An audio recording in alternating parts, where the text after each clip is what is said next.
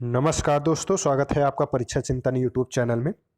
आज की इस वीडियो में हम लोग जनरल नॉलेज के 25 क्वेश्चन महत्वपूर्ण जो हैं उनको आज की इस वीडियो में हम लोग सॉल्व करेंगे, जो कि कॉम्पिटिटिव एग्जाम की दृष्टिकोण से महत्वपूर्ण है, आपके लेखपाल के लिए भी महत्वपूर्ण है। आने वाली और वैकेंसी जो हैं, एजेटीए हुआ, गन्ना पर्यवेक्षक हुआ और वीडियो का री एग्ज़ाम हुआ, इन सभी के लिए।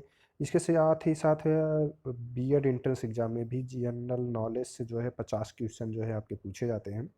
तो आज के इस वीडियो में हम लोग उन्हीं से संबंधित महत्वपूर्ण जो क्वेश्चन हैं उनको इस वीडियो में सॉल्व करेंगे, जनरल नॉलेज के टॉप 25। तो लास्ट में वीडियो के कमेंट करके आपको बताना है कितने क्वेश्चन आपके सही होते हैं। तो 25 में से कितने सही हुए, और जो कुछ क्वेश्चन एक दो पूछे जाएंगे आपको वीडियो के बीच में, वो आपको कमेंट करके बताने हैं। और वीडियो को ज़्यादा से ज़्यादा लोगों के पास शेयर कीजिएगा, वीडियो को लाइक करिए और चैनल को सब्सक्राइब करें। साथ ही साथ टेलीग्राम चैनल को ज्वाइन करें, वहाँ पे डेली क्विज जो है आपको 25 डेली क्विज जो है वो टेलीग्राम ग्रुप में भी कराए जाएंगे।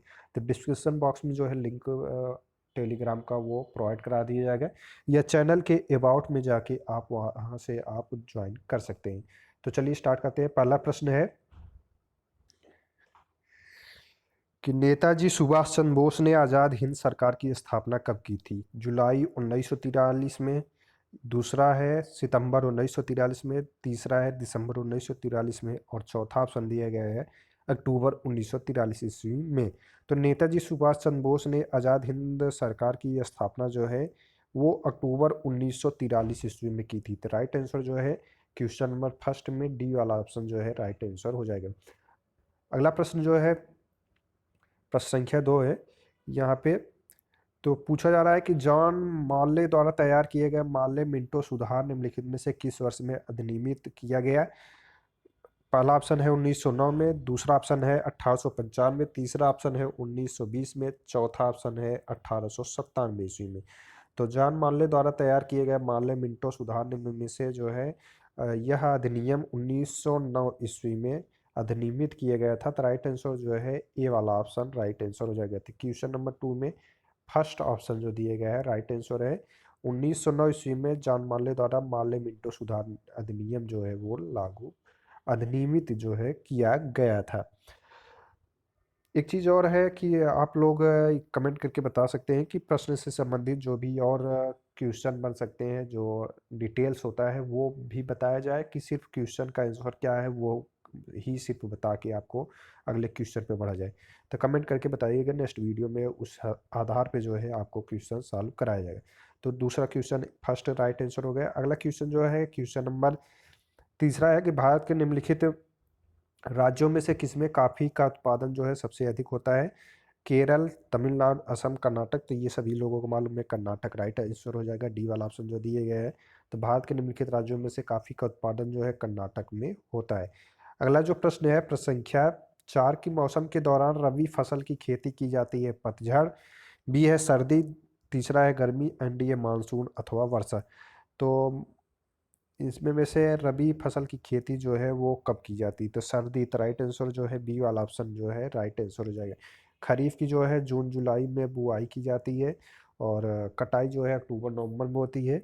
रबी जो होता है लास्ट अक्टूबर से नवंबर के मंथ में जो है बुआई होती है, और फरवरी मार्च मार्च अप्रैल तक जो है इनकी कटाई हो जाती है। इसके अलावा जायद जो होता है फरवरी मार्च में इसकी बुआई होती है, और गर्मी में जो है जून लास्ट तक जो है इसकी कटाई हो जाती है। तो ये 3 सीजन जो है पाई जाती है भारत में, खरीफ, रबी, जायद। तो ये जो है आपका याद रखना है। तो रबी का पूछ रहा है कि किस मौसम में जो है रबी की खेती की जाती है? तो सर्दी के मौसम में। तो बी वाला ऑप्शन जो दूसरा ऑप्शन दिया गया राइट आंसर हो जाएगा।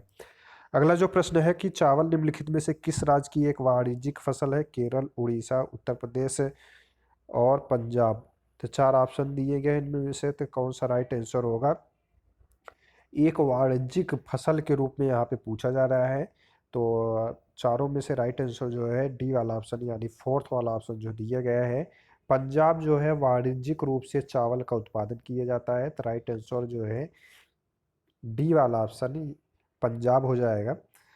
उत्पादन में और ये भी पूछा जाता है, तो उत्पादन में इसका करंट डाटा के हिसाब से हमने वीडियो भी डाला था।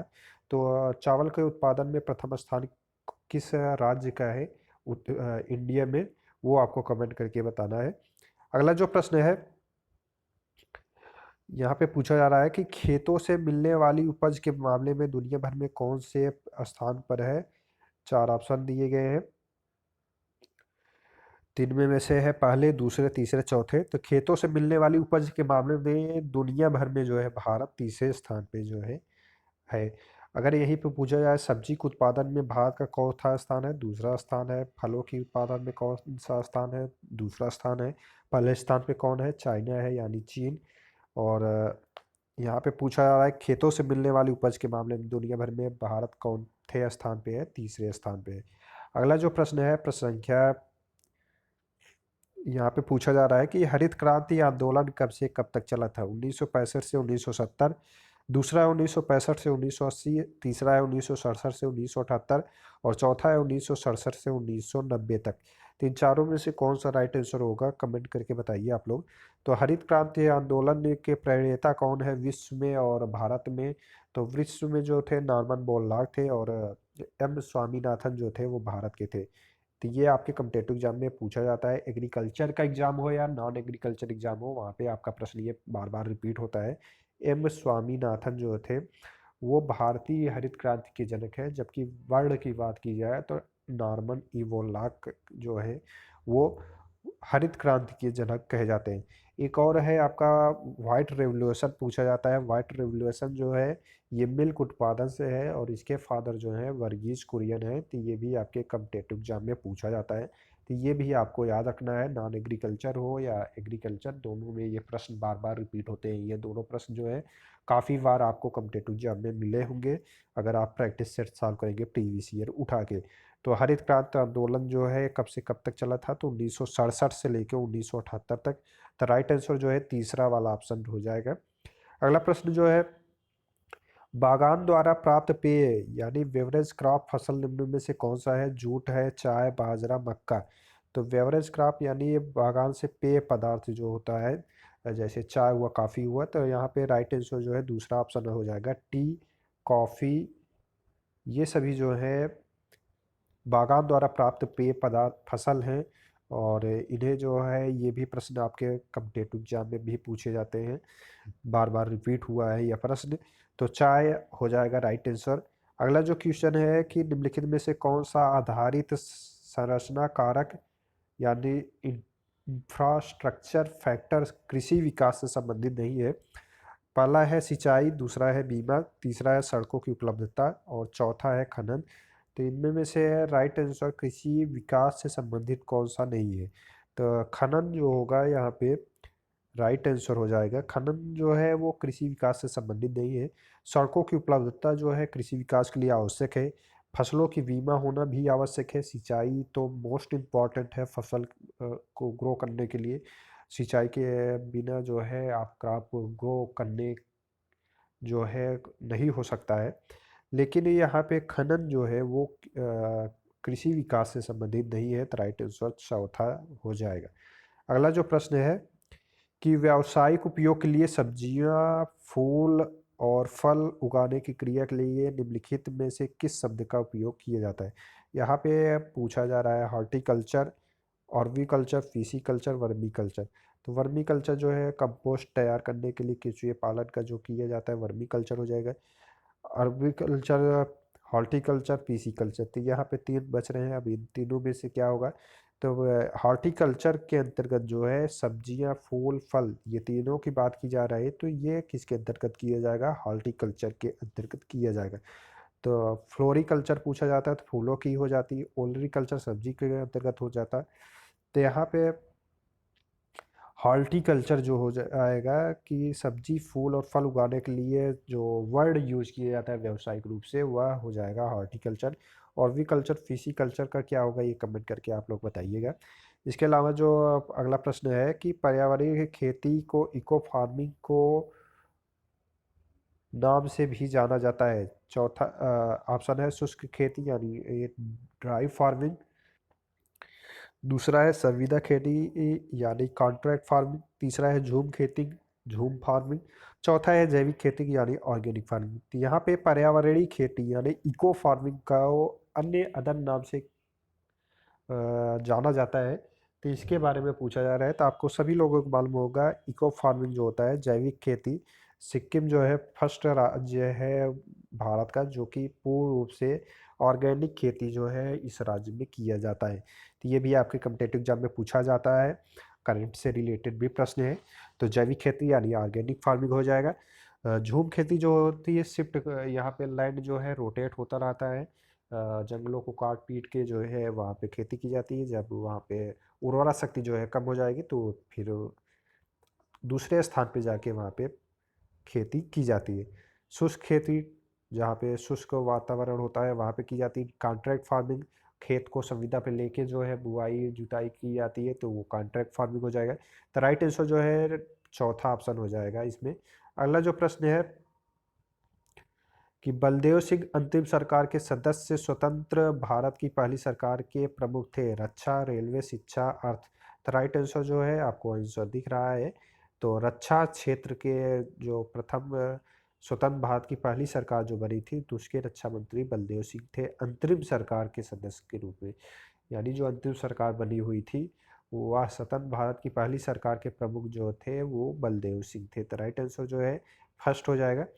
अगला जो प्रश्न है कि 2011 जनगणना के अनुसार कौन सा एकमात्र राज्य था जिसका वर्ष 2001-11 के दौरान ऋणात्मक घातीय जनसंख्या जो है वृद्धि दर हुई थी? नागालैंड, सिक्किम, गोवा, केरल। तो हमने वीडियो डाला हुआ है जनसंख्या सेंसस इंडिया का भी, उत्तर प्रदेश का भी।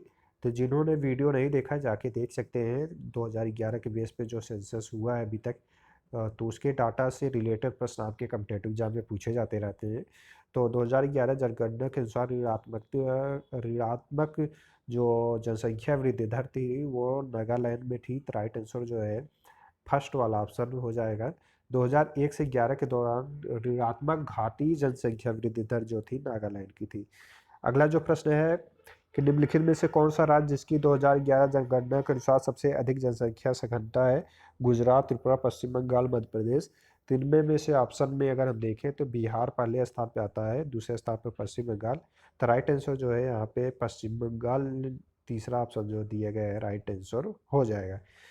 ठीक है, अगले प्रश्न की तरफ बढ़ते हैं हम लोग कि मैकमोहन रेखा चीन के तिब्बती क्षेत्र और भारत के उत्तर पूर्व क्षेत्र के बीच की सीमा रेखा है जिसे ब्रिटिश औपनिवेशिक प्रशासक हेनरी मैकमोहन ने 1914 में संधि पत्र में प्रस्ताव किया था। दार्जिलिंग, ल्हासा, शिमला, काठमांडू। तो राइट आंसर जो है तीसरा है शिमला, आपको आंसर भी दिख रहा है। तीसरा जो है मैकमोहन 1914 में जो संधिपत्र प्रस्तावित किया गया था वह कहाँ पे किया गया था? शिमला में किया गया था। तो राइट आंसर जो है तीसरा ऑप्शन हो जाएगा।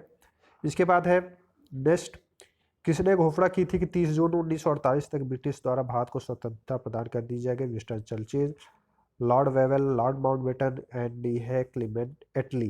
तो राइट आंसर जो है 30 जून 1948 को ब्रिटिश द्वारा भारत को स्वतंत्र प्रदान कर दी जाएगी, यह जो था क्लीमेंट एटली का था। तो राइट आंसर जो है चौथा ऑप्शन जो है राइट आंसर हो जाएगा। नेक्स्ट प्रश्न की तरफ बढ़ते हैं हम लोग। यहाँ पे पूछा जा रहा है कि सिंचाई के निम्नलिखित तरीकों में से किसे ट्रिकल सिंचाई के रूप में जाना जाता है?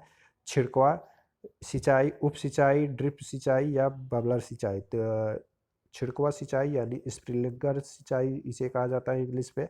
ड्रिप सिंचाई को हम ट्रिकल सिंचाई के नाम से भी जानते हैं। इसे हिंदी में बूंद सिंचाई भी कहा जाता है। बूंद बूंद जो है सिंचाई जो है ये पौधे के जड़ के पास जो है किया जाता है। तो इसमें राइट आंसर जो है तीसरा ऑप्शन हो जाएगा। ड्रिप सिंचाई को ट्रिकल सिंचाई के नाम से भी जाना जाता है। नेक्स्ट प्रश्न जो है कि एनपीपी से क्या अभिप्राय है? National population policy, national population production. तीसरा है नेशनल पॉपुलेशन प्रोग्राम और चौथा है नेशनल पॉपुलेशन प्रोजेक्ट।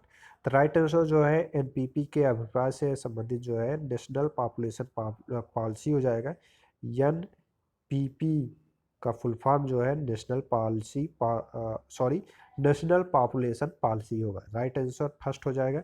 अगले प्रश्न की तरफ बढ़ते हैं कि भारत में कितने शहरों की आबादी 10 लाख से अधिक है। ये 2011 की जनगणना के अनुसार आपसे प्रश्न पूछा गया है कि 2011 की जनगणना के अनुसार जो है भारत के कितने शहरों की आबादी जो है वो 10 लाख से अधिक है। 43, 63, 53 या 33। तो इनमें से राइट आंसर जो है 53 हो जाएगा। 53 ऐसे शहर हैं जो 10 लाख से अधिक आबादी उन शहरों में निवास करती है 2011 की जनगणना के अनुसार। तो राइट आंसर हो जाएगा तीसरा। नेक्स्ट प्रश्न जो है कि 1947 में लॉर्ड माउंटबेटन द्वारा घोषित भारत और पाकिस्तान के लिए सीमा आयोग के अध्यक्ष कौन थे। लॉर्ड कर्जन, क्लीमेंट एटली, लॉर्ड वेवेल और सिरिल रेडक्लिफ। तो रेडक्लिफ जो है भारत और पाकिस्तान के बीच सीमा रेखा का निर्धारण करता है, तो इन्हीं के नाम पे रखा गया था। तो राइट आंसर जो है चौथा, आप इन्हीं से अंदाजा लगा सकते हैं। सिरिल रेडक्लिफ जो थे वो भारत पाकिस्तान सीमा आयोग के अध्यक्ष थे। तो राइट आंसर जो है चौथा हो जाएगा। नेक्स्ट प्रश्न है, सुभाष चंद्र बोस वर्ष में कांग्रेस पार्टी के अध्यक्ष बने थे। 1932, 1941, 1938, 1943। तो 1938 ईस्वी में जो है भारतीय राष्ट्रीय कांग्रेस के अध्यक्ष जो है सुभाष चंद्र बोस बने थे। 1939 में भी इनका चुनाव जो है राष्ट्रीय कांग्रेस के लिए किया गया था, लेकिन इन्होंने इस्तीफा दे दिया था कुछ कारणों से। तो उसके बाद जो है भारतीय राष्ट्रीय कांग्रेस के अध्यक्ष जो है 1938 ईस्वी में एक सुभाष चंद्र बोस जो है पहली बार बने थे। नेक्स्ट प्रश्न की तरफ बढ़ते हैं कि रास बिहारी बोस द्वारा संगठित भारतीय स्वतंत्रता लीग किस संगठन का एक अग्रदूत था। तो भारतीय राष्ट्रीय कांग्रेस, भारतीय राष्ट्रीय फौज, भारतीय कम्युनिस्ट पार्टी और चौथा है मुस्लिम लीग। तो राइट आंसर जो है बी वाला ऑप्शन हो जाएगा, भारतीय राष्ट्रीय फौज। नेक्स्ट प्रश्न की तरफ बढ़ते हैं, आज़ाद हिंद फौज किसके नेतृत्व में लड़ी गई थी। अरविंद घोष, जवाहरलाल नेहरू, वीर सावरकर, सुभाष चंद्र बोस। तो राइट आंसर जो है चौथा ऑप्शन हो जाएगा, सुभाष चंद्र बोस के नेतृत्व में जो है आज़ाद हिंद फौज जो है वो लड़ी थी। राइट आंसर होगा। नेक्स्ट प्रश्न जो है, भारत का सबसे कम जनसंख्या वाला राज्य जो है वो कौन सा है। तो सिक्किम जो है वो भारत का सबसे कम जनसंख्या वाला राज्य है। और क्षेत्रफल की दृष्टि से पूछा जाए तो गोवा जो है वो सबसे कम क्षेत्रफल वाला राज्य है। तो ये भी प्रश्न आपके पूछा जाता है। सबसे बड़ा जो है वो राजस्थान है। और जनसंख्या की दृष्टिकोण से देखा जाए तो उत्तर प्रदेश है। कौन सा, उत्तर प्रदेश जो है जनसंख्या के दृष्टिकोण से। और क्षेत्रफल से जो है राजस्थान है। और सबसे छोटा जो है वो गोवा है। और जनसंख्या के दृष्टिकोण से सिक्किम सबसे छोटा राज्य है। नेक्स्ट जो है, निम्नलिखित में से किस नेता को नेताजी कहा जाता है। तो ये सभी लोगों को मालूम है, महात्मा गांधी हो जाएगा। नेक्स्ट जो है, तो ये कुछ महत्वपूर्ण प्रश्न जो थे आपके कॉम्पिटेटिव एग्जाम की दृष्टिकोण से महत्वपूर्ण, ये टॉप 25 उनको हमने आपको इस वीडियो में सॉल्व कराया। साथ ही साथ कुछ एक दो क्वेश्चन जो है हम आपको पूछेंगे, उनका आंसर जो है आपको कमेंट करके बताना है। तो पहला जो प्रश्न हम पूछने चल रहे हैं आपसे वो ये है कि भारतीय संविधान की दी गई निम्न में से किस अनुसूची में जो है दल बदल विरोधी जो है अधिनियम जो है किस शेड्यूल में यानी किस अनुसूची में रखा गया है। पहला ऑप्शन जो है शिष्ट अनुसूची यानी छठी अनुसूची में, दूसरा है 11वीं अनुसूची में, तीसरा है 7वीं अनुसूची में और चौथा है 10वीं अनुसूची में। और पहला क्वेश्चन जो हो गया ये आपका हो गया। तो एक बार फिर से प्रश्न रिपीट कर देते हैं कि भारतीय संविधान के द्वारा निम्नलिखित में से किस अनुसूची द्वारा दल बदल विरोधी कानून संबंधी प्रावधान सम्मिलित है। छठी अनुसूची, 11वीं अनुसूची, 7वीं अनुसूची, 10वीं अनुसूची। तो कमेंट करके जरूर बताइएगा। वीडियो आपको कैसा लगा कमेंट करके आप सजेशन दे सकते हैं। कोई भी सुझाव है तो वो भी आप कमेंट करके बता सकते हैं। तो वीडियो को ज़्यादा से ज़्यादा लोगों के पास शेयर करिए। वीडियो देखने के लिए धन्यवाद।